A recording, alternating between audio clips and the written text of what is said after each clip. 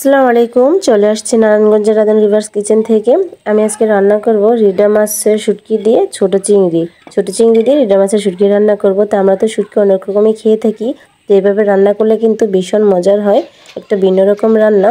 তা চলেন আমি রান্না করতে চলে যাই। তো প্রথমত পাত্রে দিয়ে দিচ্ছি এখানে পরিমাণ মতো তেল, তারপর দিয়ে দিব এখানে পেঁয়াজ কুচি পরিমাণ মতো, মানে পেঁয়াজটা একটু বেশি দিতে হবে কারণ রান্নাটা করবো শুধু পেঁয়াজ দিয়ে। শুটকিটা আর চিংড়ি মাছটা একসাথে বোনা হবে। তো শুটকি তো আমরা অনেক রকমই খেয়ে থাকি, তো এভাবে কিন্তু রান্না করলে ভীষণ মজার হয়। তারপর পেঁয়াজটাকে বেশি ভাজতে হবে না, অল্প ভাজা হয়ে আসলে এখানে দিয়ে দিতে হবে ছোট চিংড়ি মাছগুলো।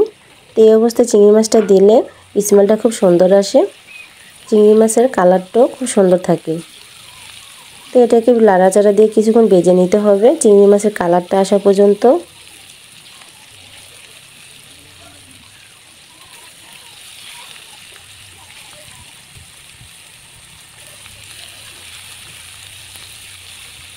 তো এই তো চিংড়ি মাছ ভাজাটা হয়ে গিয়েছে, কালারটা চলে আসছে, দেখতে পাচ্ছেন কত সুন্দর, স্মেলটা কিন্তু খুব সুন্দর আসছে। আপনারা তো দেখতে পাচ্ছেন না বা শুনতে পাচ্ছেন না।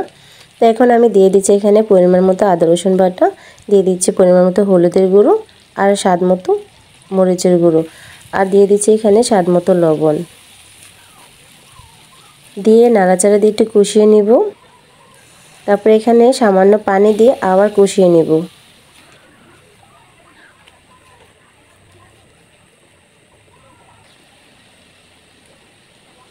এই অবস্থায় দিয়ে দিচ্ছি এখানে কিছুটা কাঁচামরিচ, দিয়ে একটু নাড়াচাড়া দিয়ে দিব, আবার এটার সাথে কষিয়ে নিব।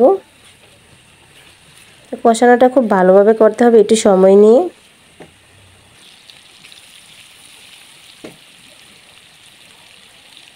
কষানো হয়ে আসলে এখানে আমি দিয়ে দিচ্ছি ধনিয়ার গুঁড়ো। এই অবস্থায় ধনিয়ার গুঁড়োটা দিলে অনেক সুন্দর একটা স্মেল আসে। তারপর দিয়ে দিচ্ছি আমি রিডা মাছের শুটকিগুলো ধুয়ে কেটে সুন্দরভাবে রেখে দিয়েছিলাম, দেখতে পাচ্ছেন এই যে এরকম ছোট ছোট মাংস কিমার মতো কেটে নিয়েছি আমি। তারপরে এখন দিয়ে দিচ্ছি শুটকিগুলো, দিয়ে খুব ভালোভাবে নাড়াচাড়া দিয়ে মশলাগুলোর সাথে মিশিয়ে নিতে হবে।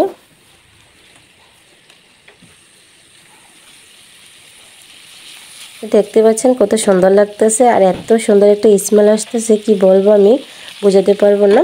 তারপরে এটাকে আমি অনেকক্ষণ কষিয়ে নিব, ঢেকে দিলাম, ঢেকে একটু কষিয়ে নিব। তো খুব ভালোভাবে কষাতে হবে।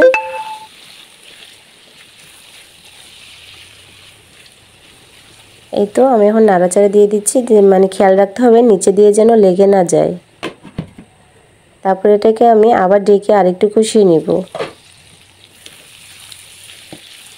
আমরা সবাই জানি কষানোটা ভালো হলে মাছ মাংস বলেন যেটি বলেন রান্নাটা কিন্তু খেতে অনেকটাই সুস্বাদু হয়।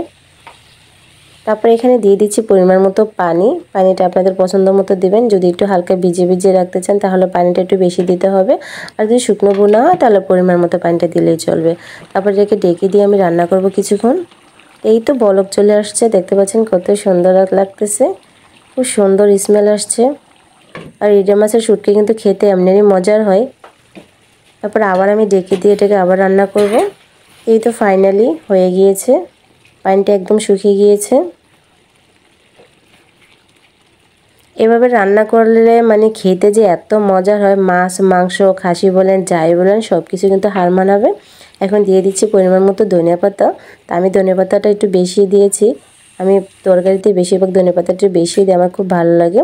এই তো ফাইনালি হয়ে গিয়েছে, দেখতে পাচ্ছেন কত সুন্দর কালার আসছে এখানে।